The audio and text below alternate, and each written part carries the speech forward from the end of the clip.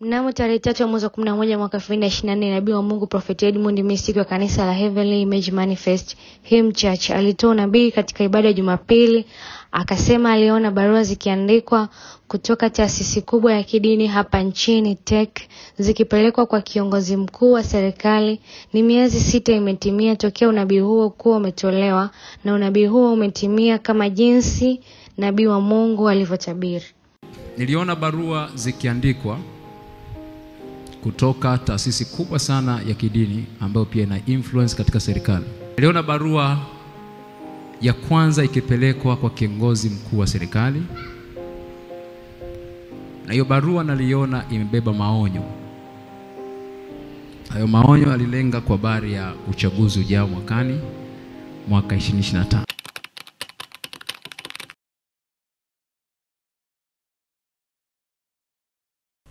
Kama amani inapatikana kweli kwa kurudi mezani, kwa maana hiyo wote waliokamatwa kwa kudai haki, wakiwemo viongozi wa vyama vya kisiasa, waachiwe haraka na bila masharti, na wengine wasikamatwe wala kusumbuliwa, na pia mihimili isiingiliwe. Sasa barua ya kwanza ilikuwa maonyo. Baada ya hapo ikafuata barua ya pili.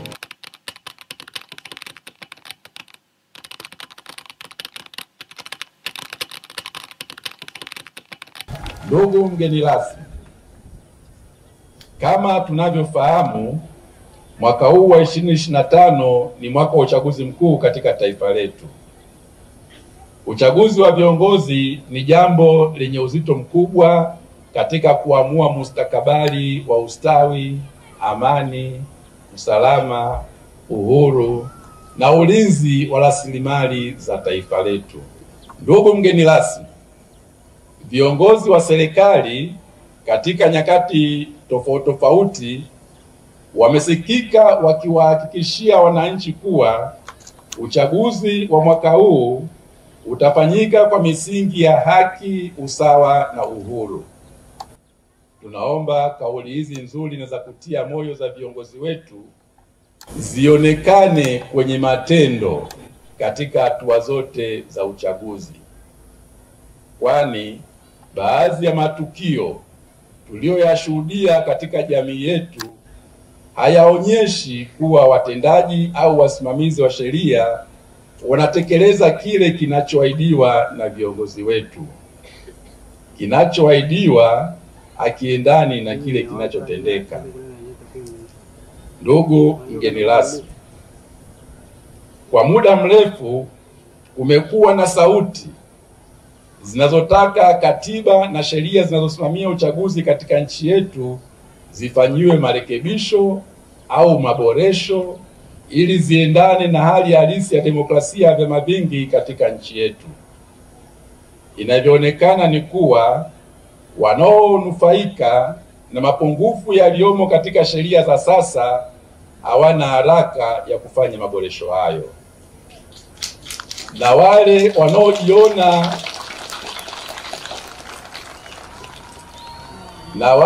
wanaojiona wanaathirika na mapungufu hayo ndio wanaopaza sauti kutaka kufanya mabadiliko ya katiba na sheria za uchaguzi. Wito wetu sisi maaskofu kwa mamlaka zinahusika ni kuwa sauti na vilio vya watu wanaotaka kufanyika kwa maboresho hayo ya katiba na sheria visikilizwe na visipuuzwe. Tunaomba marekebisho na maboresho stahiki kwenye mifumo ya uchaguzi yafanyike ili kuruhusu uchaguzi wa kweli ulio huru na wa haki katika nchi yetu.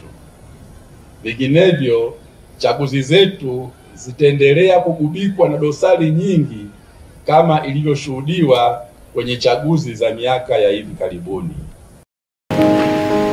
Na ikafuata barua ya 3. Baada kufika barua ya 3, nilisikia sauti kiniambia, sasa ukamilifu umekaribia kuwadia.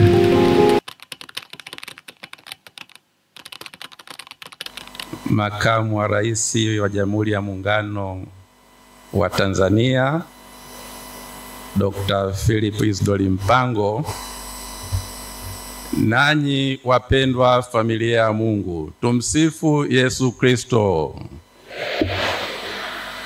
Wapendwa waamini na wageni waalikwa, taarifa inokuja sasa hivi pengine wengi wenu ndio mlikuwa mnaisubiri.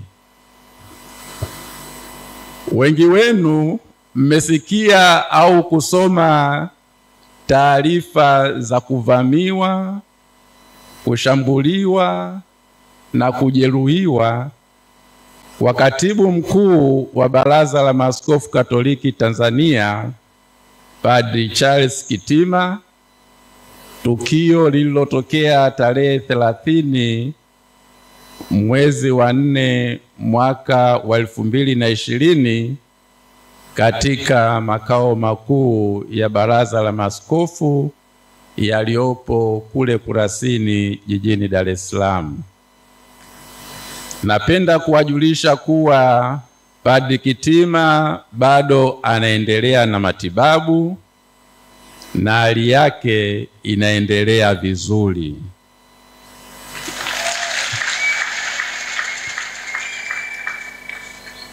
Tuendelee kumuomba Mwenyezi Mungu aendelee kumlinda na kumjalia uponyaji wa haraka. Sio lengo letu kuelezea jinsi shambulio hilo lilivyotokea, bali tunatafakari na kujiuliza ni nini hasa kinachoshambuliwa kwa tukio kama lile. Je, anashambuliwa mtu, taasisi au taifa? Nadhani vyote hivyo vitatu vimeshambuliwa. Mtu ameumizwa, makao makuu ya Baraza la Maaskofu yamevamiwa, na heshima ya taifa imejeruhiwa.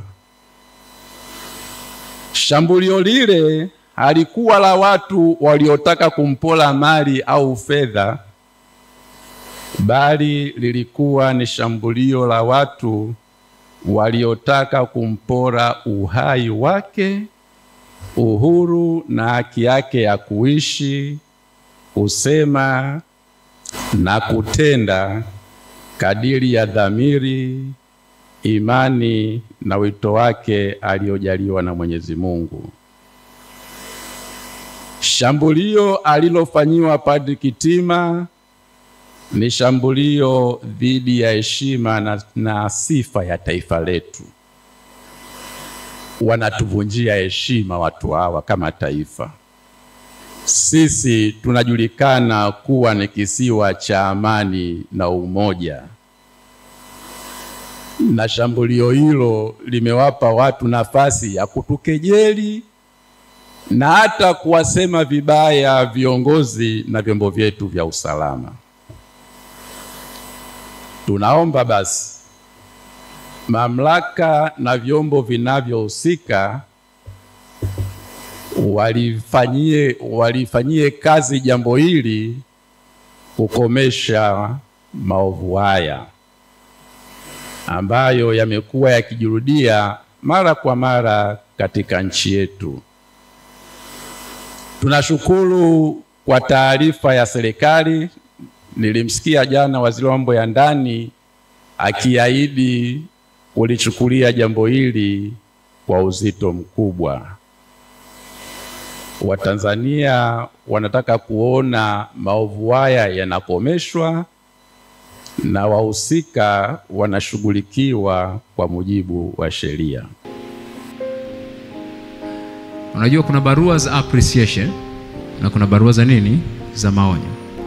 Wale msiofahamu, the fact kwamba unamwona mtu amesimama kwenye kiti cha mamlaka, kuna mtu nyuma yake aliyempa authority ya kuikalia hicho kiti. Whether unamjua ama mjui, ndivyo ilivyo. Bwana asifiwe sana. Na mwenye hayo mamlaka siku akiona utendaji kazi wako sio mzuri, anasema ukateni mti huu, uondoeni kwenye nini? Kwenye kiti. So unashangaa aliyekuwa amekalia kiti hata bila ridhaa yake anashangaa ametenguliwa, mwingine anafanyaje? Anakikalia. So hizi ni vita za viti vya enzi na watu wanaoweka watu kwenye viti vya enzi.